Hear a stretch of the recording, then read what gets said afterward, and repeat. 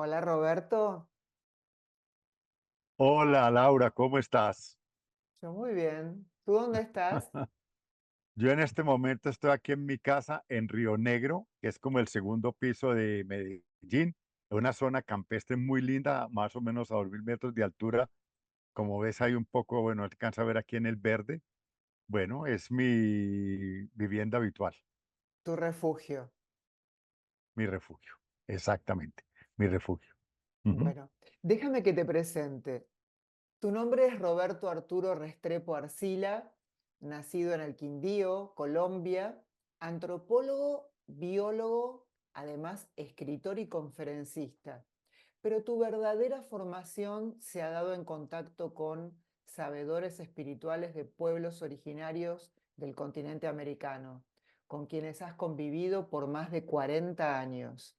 Has profundizado temas como el ordenamiento territorial, urbanismo, arquitectura de los pueblos originarios para mantener un hábitat sostenible y equitativo. Actualmente eres coordinador de los Cuatro Pilares y has trabajado también en programas de agua y cultura con la UNESCO para América Latina y el Caribe. Bienvenido. Gracias, Laura. Sí, esa es como nuestra ruta, hoja de ruta. Pero como tú dijiste, realmente ese contacto con los pueblos originarios, con los sabedores, de lo cual colaboró mucho la UNESCO, porque trabajé con ellos en interculturalidad, les coordiné programa de agua y cultura, que ese tema del agua es fundamental en las comunidades indígenas ahora, porque es el final del último sol y el comienzo de este nuevo sol, al cual responden las rutas sagradas. Entonces, ese tema del agua fue fundamental. 5 años coordiné ese programa de agua y cultura. Pude vivir en Guatemala un tiempo largo, en Honduras, en México y en los Andes. Y eso también complementó esta ayuda. Y ahora, con estos pueblos originarios, una vez en la Sierra Nevada de Santa Marta, el corazón del mundo, según los mamos y sagas, reunimos 27 pueblos indígenas a la UNESCO, a organismos internacionales, interesantísimo. Y lanzamos el proyecto de los Cuatro Pilares, que es fundamental porque es el que nos permite, según ellos, esperar este nuevo solo era al cual estamos entrando. Entonces, yo fui el coordinador, pues por solicitud de ellos, pues, los conozco, nos conocemos hace 40 años, somos familia. Muy interesante. Yo tengo que comenzar por el principio contigo y quería preguntarte, luego de graduarte, tú haces ese viaje a Vaupés, viajas en canoa, en helicóptero, en avioneta, recorres los pueblos indígenas de la región, del río Pira. Cuéntame cómo fue para un antropólogo estar en contacto en el campo con pueblos autóctonos. ¿Qué aprendiste de ellos? Laura, te voy a contar primero una anécdota muy interesante. Estuvimos en pueblos indígenas, no era la primera o la segunda vez que ven un mestizo como nosotros, que no fuera indígena, del Amazonas. Imagínate el encuentro. Entonces fue un encuentro de culturas, de mundos, de saberes. Desaprendí mucho de lo que había sabido en biología. Supe que la biología que me habían enseñado no era la biología real, ni la antropología. Me han enseñado algo ideal que no funcionaba en la práctica realmente, porque el otro no era un objeto, el otro era uno mismo en espejo, que fue lo que ellos me enseñaron.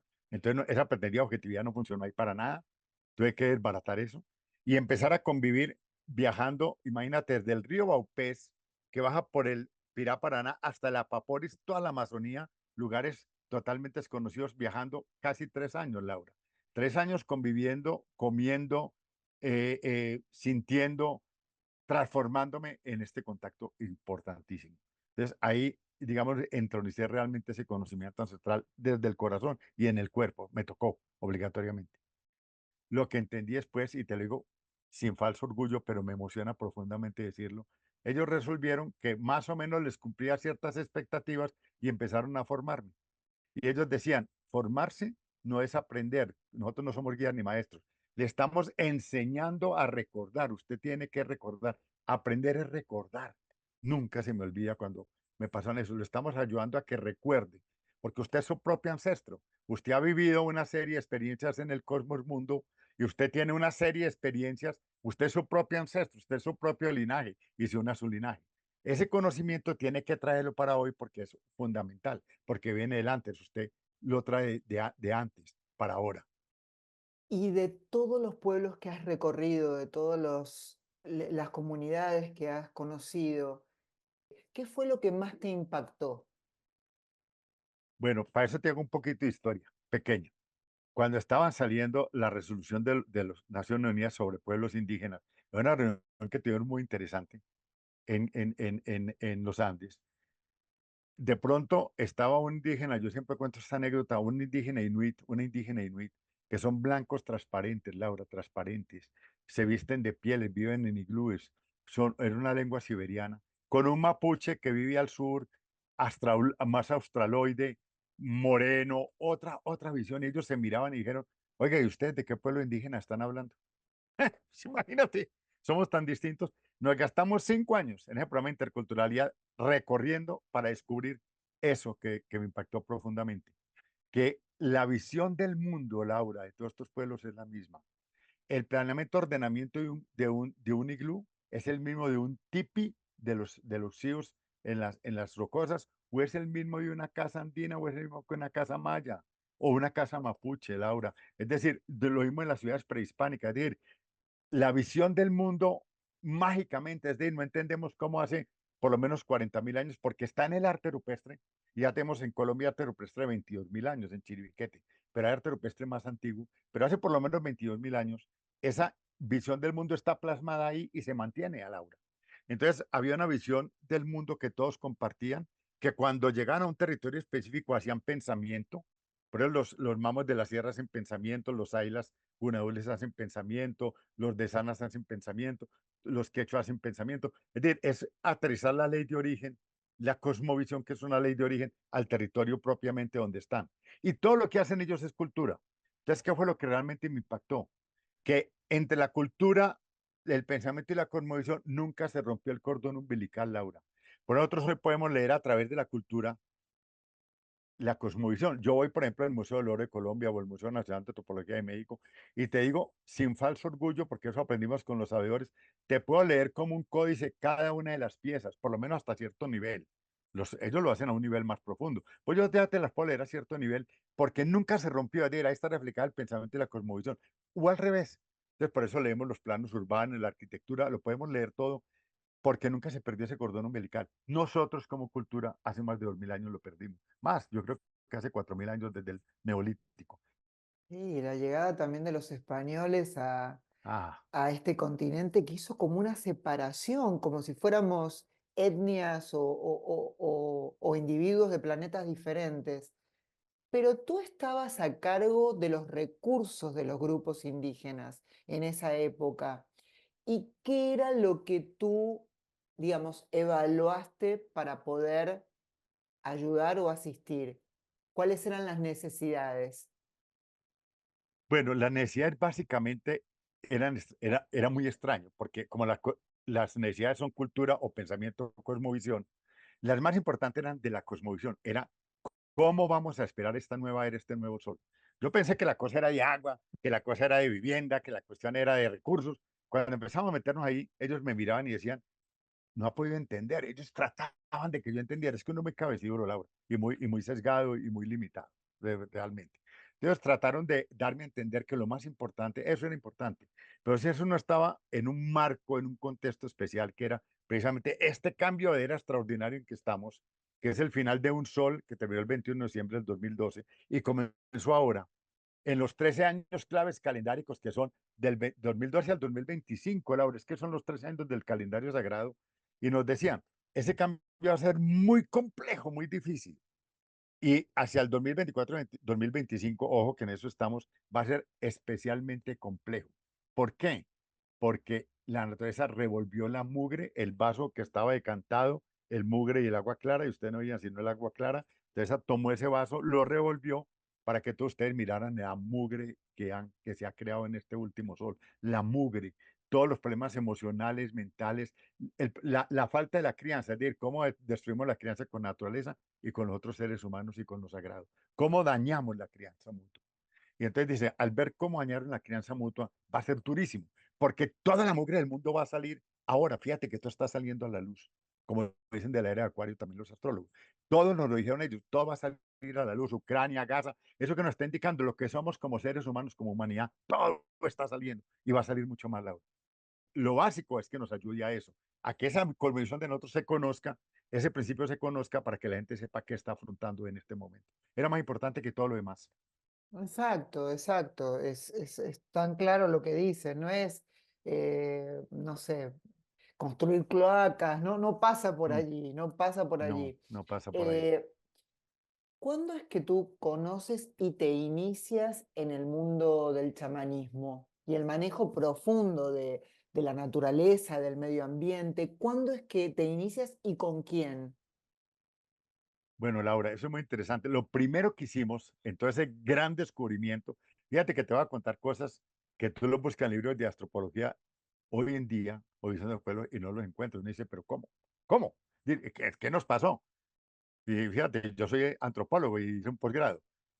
Imagínate que nos dicen todo, estamos, es decir, la primero que ellos dicen, en este mundo medio en que vivimos, que depende del mundo celeste y el inframundo, en este mundo medio, el Caipacha en los Andes.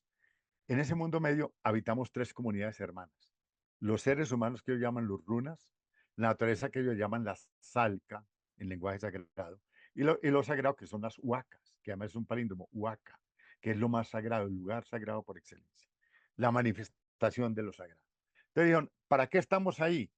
Para que las tres comunidades de hermanas de origen, fíjate esto, y de destino, hermanas de origen y destino, una misma familia, un mismo ayllu, aprendan a manejar su ley de origen, que es la crianza mutua.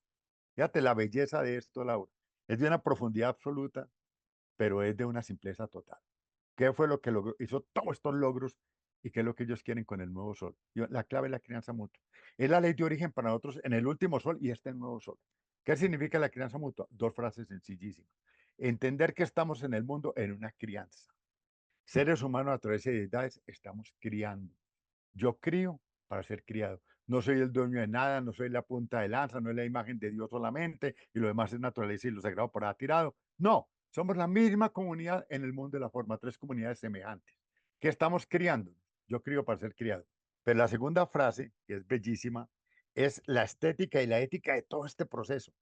Yo, como yo crío, soy criado. Fíjate eso, Laura.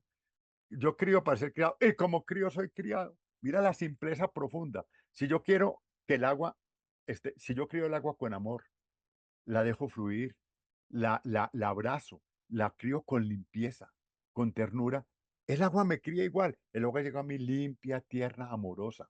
Pero yo la ensucio, la poseo, la maltrato. ¿Cómo quiero que llegue a mí? ¿Cómo quiero tener salud para llegar a mí? Entonces, la crianza mutua es la fundamental. Me decían, mire, todo el gran misterio del último sol y este sol es la crianza mutua. Es entender eso. Y eso lo tenemos que hacer nosotros para convertirnos en verdaderos seres humanos. Y ustedes tienen un problema, se creen seres humanos. No, ser humano significa un estar en el mundo. Por eso en los idiomas mesoamericanos o en todos los idiomas originarios, la clave es el verbo y no el sujeto. No se dice Roberto está conversando con Laura, sino están conversando Laura y Roberto. Lo importante es la acción. Es la forma de estar en el mundo para ser Roberto y Laura. ¿Me entiendes? Entonces, esa es la clave. Ellos dicen, ustedes se equivocaron y somos semilla humana aprendiendo a ser verdaderos seres humanos porque escogimos esa experiencia cósmica, es un problema de nosotros a otro nivel de conciencia y eso tenemos que hacerlo a través de la crianza mutua. Si usted quiere dar un paso más allá, hay un camino, que en los Andes es el Camasca. El Camasca o chamán, entre comillas, es la persona que practica a fondo y profundamente la ley de origen y entonces al hacer esto, su diálogo es mayor, porque el diálogo que establece el Camasca no es un diálogo superficial, sino con el otro lado del espejo, con el mundo invisible. Entonces, Camasca es el que puede ya meterse al mundo invisible y entender las causas y efectos desde el mundo invisible, que es como la visión del águila que ellos me enseñaron. Es ver desde arriba todo el contexto. Y como he vivido en los tres lugares y he visto vivos águilas, cóndores y quetzales, allá en Guatemala pude ver los quetzales bajando como la serpiente emplumada. Entendí por qué eran quetzalcóatl. Eso hay que verlo, si uno no lo entiende. Entonces vi que ese lenguaje era fundamental, que ellos tenían razón. Había que dialogar en un lugar superior y hacer una reciprocidad a un nivel superior entre el mundo visible e invisible. Entonces el Kamasca es simplemente el que pasa del mundo visible y lo une al mundo invisible, entonces llega más allá. Qué bonito. Eso que tú hablas del principio de reciprocidad es el AñA, que justamente los pueblos practican y que es tan importante porque ese es el contacto real con lo que nos rodea, con la naturaleza, con los seres superiores. Te iba a preguntar, tú que has recorrido tantas comunidades, ¿cuál es el contacto que tienen con las estrellas, con los planetas, con el universo? No solamente con la Tierra, sino con el cielo. Como un antropólogo, un arqueólogo no sabe arqueoastronomía. Si toda la visión es del cielo, es un reflejo del cielo en la tierra, el ordenamiento del mundo es un reflejo del orden del cielo. ¿Cómo no nos enseñaron? Entonces me tocó aprender astronomía en serio. Porque fíjate que el ordenamiento del mundo, como ellos dicen, es un mundo celeste que tiene dos niveles. El Anam Pacha, que es el mundo celeste que tú ves, el sol en el día, la luna, porque la luna sale en el día. Es el error. La luna, ayer yo veía la luna acá, que está ya llegando a luna plena, a luna llena, la veía enorme a las 4 de la tarde aquí en este cielo azul precioso, semejante luna, y decía, ¿y cómo la gente dice que la luna no sale en el día? ¡Ja! Están perdidos, eso es lo femenino que está en el día y en la noche, el que no sale en la noche es el sol. En todo caso, está ese mundo celeste que tú ves, donde está también Venus cuando es lucero de la mañana, pero también hay un mundo que es el agua pacha, que está más allá, que no vemos, pero es celeste. ¿Cierto? Ahora, ese mundo celeste también es inframundo a la vez en la noche, porque la Vía Láctea, que está en la oscuridad, en el útero del cosmos, la Vía Láctea es también las estrellas, es decir, ellos lo llaman Koyur, las estrellas, las constelaciones, el Koyur, es una belleza, donde está acompañados también de Chasca la luna, y de Quilla la luna y de Chasca Venus. Entonces, todo ese mundo celeste es fundamental porque, Laura, que se conecta con el inframundo. Pero fíjate que el mundo celeste es inframundo en la noche. ¿Por qué es tan importante? Porque el orden del mundo celeste es muy predecible. Es decir, el Sol camina entre solsticios, equinoccios y el cenit solar invariablemente durante todo el año. Y si tú lo observas, exactamente es cuando vienen las estaciones y cuando estamos en las 4 estaciones por el movimiento solar. Conoces el calendario agrícola perfectamente por las fases lunares porque ahí están seguras. Llena, menguante, ¿cierto? Nueva y creciente. Es decir, eso está muy claro en el mundo. Venus tiene periodos precisos de ser visible e invisible, absolutamente preciso.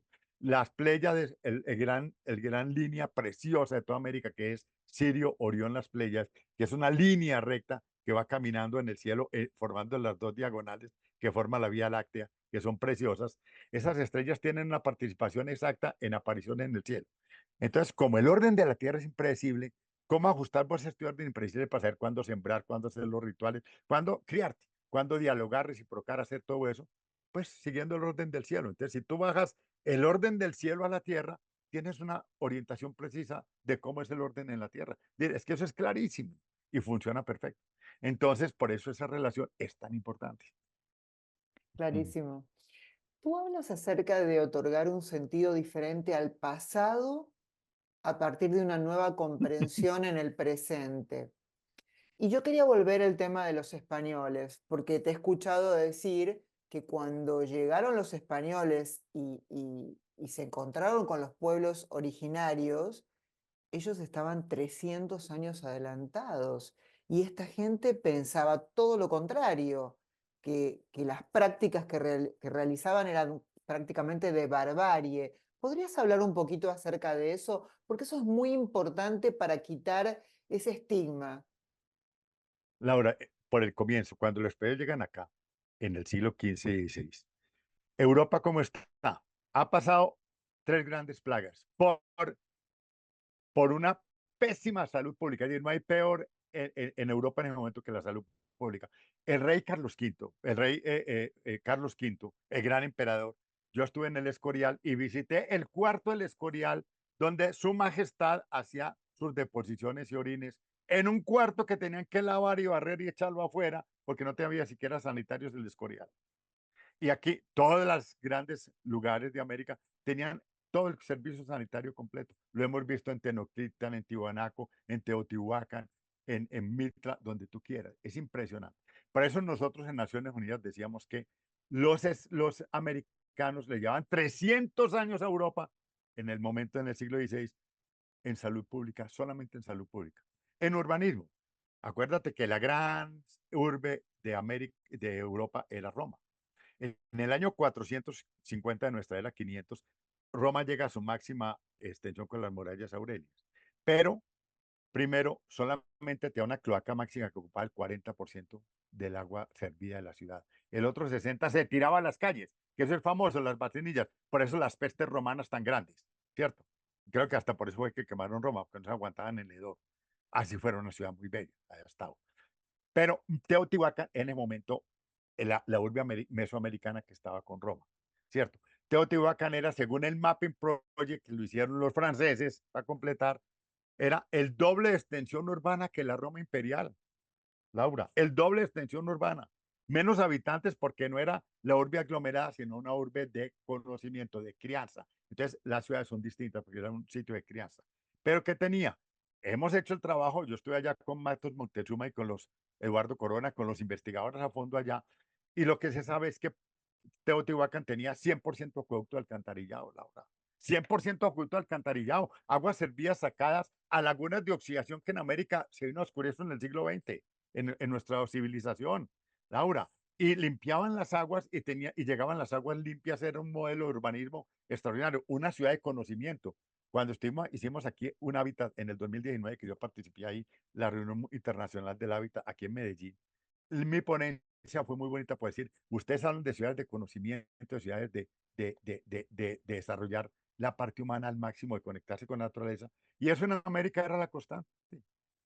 Lo que estudiamos en Teotihuacán, en Tiwanaku, en Cusco, en todas las grandes urbes, es que eran exactamente lo que UNESCO llamaba ciudades de conocimiento. Un lugar donde el conocimiento llegaba, se entrelazaba, imagínate la magia, se entrelazaba, se complementaba y se volvía a expandir. Entonces, claro, eso eran los auges culturales, ¿cierto? Además eran totalmente saludables. Además respondían a una orientación celeste. Tenían clarísimas orientaciones. Es decir, eran ordenamientos del cielo en la tierra y ordenaban la tierra. Mientras que las urbes occidentales eran urbes de protección, de que un poco de gente para poderla poner a trabajar a favor de unos cuantos, vivían en conflicto, vivían amurallados en conflicto y cero salud pública y cero crianza. Entonces, hay una diferencia fundamental, Laura. Todo eso te lo digo en el arte, en la ingeniería, el sistema hidráulico Mocha, el sistema hidráulico Chimú, el sistema hidráulico Caico, lo que hemos descubierto, digamos, en el manejo de los elementos constructivos en Mesoamérica, acá, es impresionante. Es decir, no tiene casi explicación, son misterios. Ahora que vamos precisamente a Tiahuanaco, vamos a visitar Pumapunco, que no tiene explicación científica. Bloques de 180, 250 toneladas traídas de 90 kilómetros de distancia, ¿cierto? Con una corte absolutamente perfecto que hoy es casi imposible de lograr. Entonces, te digo, había un nivel, pero ¿a qué obedecía todo eso? A que era un principio de crianza, Laura. A que el contacto con la naturaleza y con lo sagrado y con los seres humanos era cómo criarnos mutuamente, por eso era tan equilibrado y las cosas hechas tan armónicamente y tan bonitas y con tanto sentido. Se ha practicado la crianza. Mientras que nosotros en nuestro arquitectura y urbanismo nunca tuvimos un concepto de fondo. Grandes arquitectos urbanistas hemos tenido, pero cada uno con su propia filosofía. Nos desconectamos de la Nos naturaleza, desconectamos. eso que tú dices de las ciudades amuralladas, nos separamos de la naturaleza. Bueno, Laura, te quiero hacer una última connotación que es bien importante, porque fíjate que como yo trabajé en dos universidades, en los posgrados de ciencias políticas, siempre les decía a los estudiantes, mis queridos amigos, ¿cuáles son los grandes paradigmas que buscó el marxismo, el socialismo, el mundo europeo en el norte, en el sur, donde quiera? Un mundo sin hambre ni pobreza, es decir, un mundo equilibrado. Y cuando Ciesa de León, el primer gran cronista, que nadie lo tacha, recorre el Tahuantinsuyo mientras Pizarro lo va desbaratando y llega a Cusco y luego al Titicaca, le escribe una carta al rey de España. ¿Y sabes cuál es una de las frases fundamentales de esa carta? Este es el único, óyala bien, Laura, este es el único territorio allende los mares donde no hemos descubierto ni hambre ni pobreza. Y estamos hablando del Tahuantinsuyo, la tercera parte de los Andes. ¿Qué te digo yo? Dos veces, digamos, dos veces Argentina, casi tres veces Argentina, pues que es como las islas más grandes que tenemos nosotros, ¿cierto? En una cordillera de los Andes tan compleja, se calcula que había más de 30 millones de habitantes. En esa complejidad de mundo, y los españoles se han dando cuenta que todo está previsto, que hay un ordenamiento perfecto y que la gente está garantizada, inclusive las catástrofes naturales, Laura. Había recursos porque los españoles lo narraron, cuando iban a catarse la forma inmediatamente de solucionarla. Un ordenamiento donde no había hambre ni pobreza, que ellos mismos vieron. ¿Cuándo hemos logrado ese paradigma? Vamos a hablar sobre las rutas sagradas, porque esto es muy interesante, el trabajo que tú has realizado junto con la UNESCO en trazar esa diagonal prácticamente que va desde Argentina hasta, no sé, Alaska, donde se construyeron 20 o 30 templos con distancias equidistantes, como tú explicabas, como entre uno y otro hay 584 kilómetros exactos. Y me Ujú. gustaría que me mencionaras esos templos. ¿Cómo surge esto? Bueno, Laura, este trabajo empezó por una mujer. Fíjate que las mujeres tienen su historia interesante.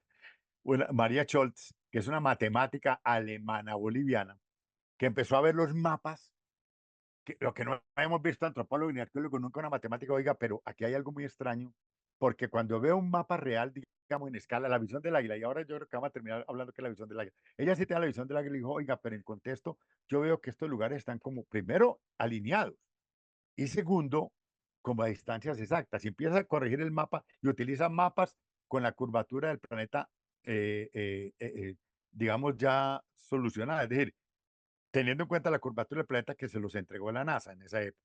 Y ese estudio lo termina un arquitecto muy amigo mío, pues que lo admiré muchísimo, porque ya murió, Carlos Milla Villena, y es un libro que fue un premio internacional bellísimo sobre este tema, que casi no se conoce. Pero lo que ellos descubren, Laura, y después entramos nosotros colaboradores con ese proyecto en el de las rutas sagradas, es que hay una diagonal, Laura, es increíble, que comienza es en el Río de la Plata. Es que nosotros tenemos el mapa al revés. Fue lo primero que nos voltearon. Cuando nosotros mostramos el mapa con los sabedores en todos esos encuentros, así nos decían, ay señor, ustedes se andan al revés. Yo decía, ¿por qué, hijo? Porque tiene el mundo parado en las puntas. ¿A quién se le ocurre parar el mundo en las puntas de nuestro periferio? África, América, India, todos son puntas y los tenemos parados ahí. Dijo, no, el mundo es al revés y nos lo voltearon. La base plana es la que está abajo, como una pirámide. Y astronómica, astrofísicamente tenían razón ellos. Eso es otro cuento más largo, pero tenían razón. Entonces volteamos el mapa. Entonces, el cuento comienza es en el Río de la Plata, por eso es que Argentina es tan importante, que ahí comienza la gran ruta sagrada y termina en el monte Shasta, que respetan tanto los norteamericanos. Exactamente esa diagonal, una diagonal de 45 grados sobre el planiferio terrestre.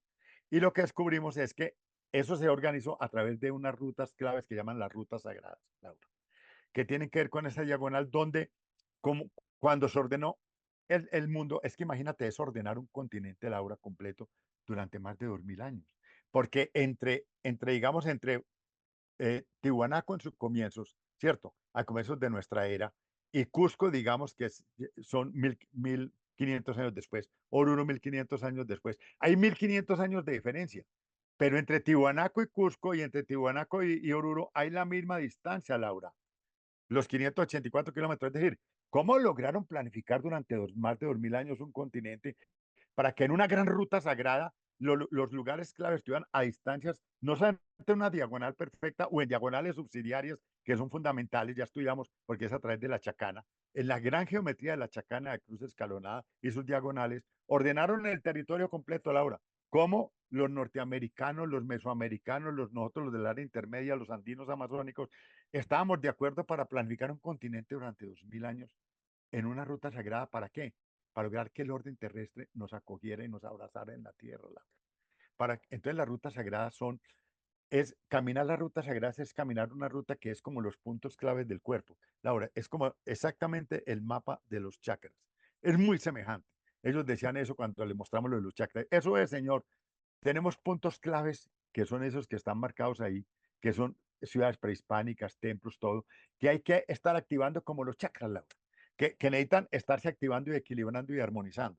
Entonces, ellos lo que hacían eran unos rituales especiales de caminar esas rutas para armonizar los chakras, que era la unión realmente la unión profunda, es el sentido profundo de unir el águila, el quetzal y el cóndor, que realmente es al revés, es unir el quetzal, el cóndor, el quetzal, que siempre se les olvida que es fundamental, que es el centro que cohesiona, y el águila. Es unir las rutas sagradas, siempre lo dicen como teóricamente. Pero los indígenas viajan, caminan y danzan a través de esas rutas sagradas y no se han dado cuenta los otros. Entonces, a nosotros dijeron caminar las rutas sagradas y ellos nos pidieron, lo primero que hay que proteger son las rutas sagradas. Entonces empezamos con la UNESCO a trabajar eso desde esa gran reunión de la Sierra Nevada de Santa Marta. Caminar el cuerpo de América, Mm. abrazar el cuerpo de América y reactivar el cuerpo de este continente. Esas son las rutas sagradas. Eso es lo que Qué, hacemos.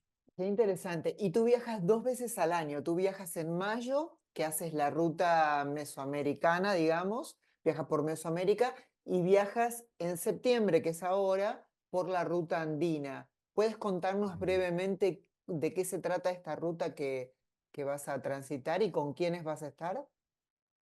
Digamos, las rutas sagradas, como es un orden del cielo en la tierra, es exactamente eso. Entonces tiene un calendario sagrado. No se recorren en cualquier momento. Porque ellos dicen que los sitios sagrados, Laura, son portales. ¿Qué es un portal? Es un lugar donde en una época clave del año se puede como abrir una puerta y la energía celeste, Laura, que es preciosa, el sonco agua, el corazón del cielo, que llaman ellos el sonco agua, el corazón del cielo, la energía celeste preciosa, puede descender y encontrarse con el sonco uco, que es la energía preciosa de la tierra, la energía telúrica del corazón de la tierra, y encontrarse en nosotros los seres humanos para desde nuestro propio corazón, que es el sonco samay, aprender a hacer eso, y esa es la clave del chamanismo, cómo ponemos a organizar ese corazón para que pueda hacer eso, recibir esa energía y expandirla para que en ese momento el orden originario, el orden de la crianza, que es en el momento del origen, vuelva y se encuentre con él ahora y estabilice y equilibre y armonice este aquí y ahora. Eso es la hora. Entonces, cuando recorremos la ruta, necesitamos estar o en solsticios o en equinoccios o en la ruta o en el momento más sagrado que es el cenit solar, que poco se habla, pero es el momento más sagrado. Entonces, habría que hacer como, se pueden hacer como 6 viajes anuales. Lo que pasa es que apenas estamos conformando eso. Ellos dijeron que entre el 24 y el 25 era muy importante hacer el recorrido de ciertas rutas, las más corazón. Entonces, por eso está esta del Perú que va, una que va, la vamos a hacer el año entrante, de Cusco, de Lima, Cusco, hasta el Titicaca. Y la complementaria, esa es Viracocha, la de Tunupa, que es del Titicaca, la que vamos a hacer ahora, a través de todas esas islas sagradas del Titicaca, pasando por Tiwanaco en el equinoccio, que es ahora el 21, 22, 23 de marzo, de septiembre, vivir ese momento del equinoccio que se abre el portal y aprovecharlo y seguir hasta el Salar de Uyuni, que es el espejo del cielo en la tierra. El Salar de Uyuni es de los sitios más sagrados que hay.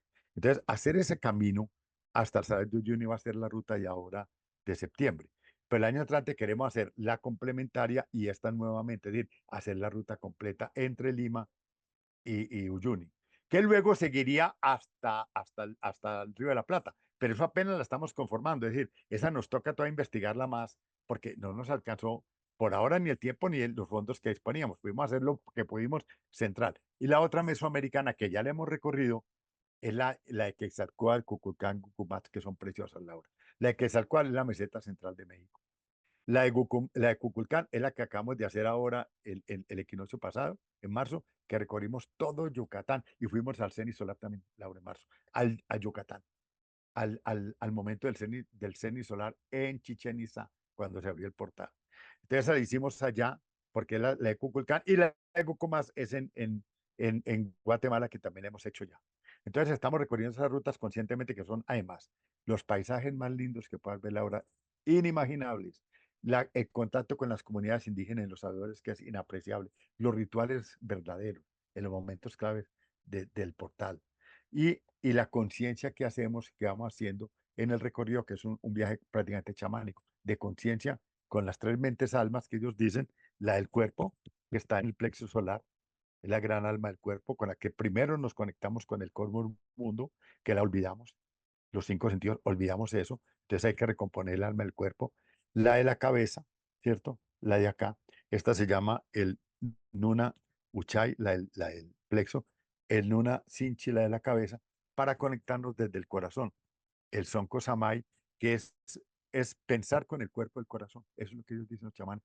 Todo un Kamaska tiene que aprender a pensar con el cuerpo del corazón, pero eso hay que afinar el cuerpo, la mente y el corazón. Y el camino del Kamaska inicial es afinar esas 3 mentes altas y ponerlas en contacto y ponerlas en actividad.